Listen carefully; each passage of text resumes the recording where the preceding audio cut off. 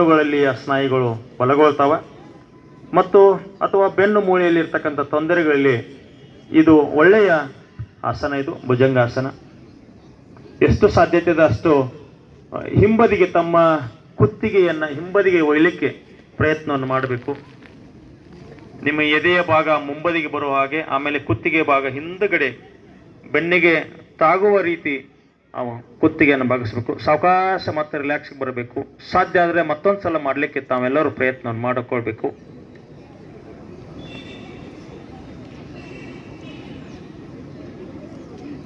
ಸಾವಕಾಶ ರಿಲ್ಯಾಕ್ಸ್ ಮಾಡಿ ಬರಬೇಕು. ಮತ್ತೊಂದು ಸಲ ಭುಜಂಗಾಸನವನ್ನು ಹಾಕಬೇಕು. ಎಷ್ಟು ಸಾಧ್ಯತೆ ಇದೆ ಅಷ್ಟು ಸ್ಟ್ರೆಸ್ ಮಾಡಿ ಬ್ಯಾಕ್ ಸೈಡ್ ತಮ್ಮ ಕುತ್ತಿಗೆಯನ್ನು ಬ್ಯಾಕ್ ಸೈಡ್ ಒಯ್ಲಿಕ್ಕೆ ಸಾವಕಾಶ ರಿಲ್ಯಾಕ್ಸಿಗೆ ಬರಬೇಕು.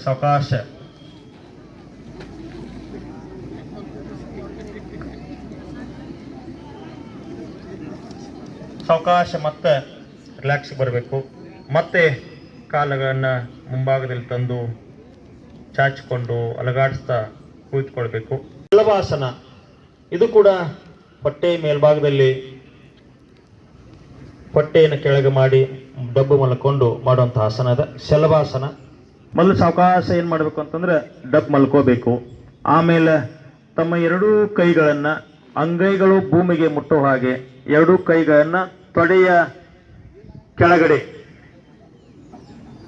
ಅಂಗೈಗಳು ಮೇಲಾಗಬೇಕು. ತೊಡೆಗೆ ಹತ್ಕೋಬೇಕು. ಅಂಗೈಗಳು ತೊಡೆಗೆ ಹತ್ಕೊಳ್ಳಾಗೆ ಅಂಗೈಗಳು ತೊಡೆಗೆ ಹತ್ತಬೇಕು.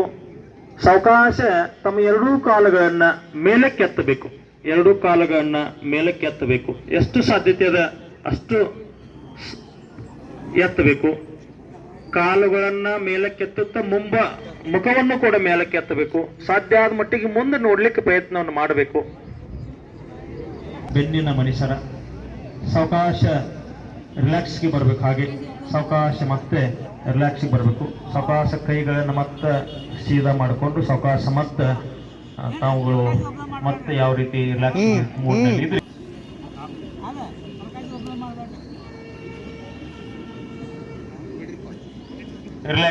ರಿಲ್ಯಾಕ್ಸ್ ಮಾಡ್ಕೋಬೇಕು. ಹಾಗೆ ಮುಂತಾದ ವ್ಯಾಧಿಗಳಿಗೆ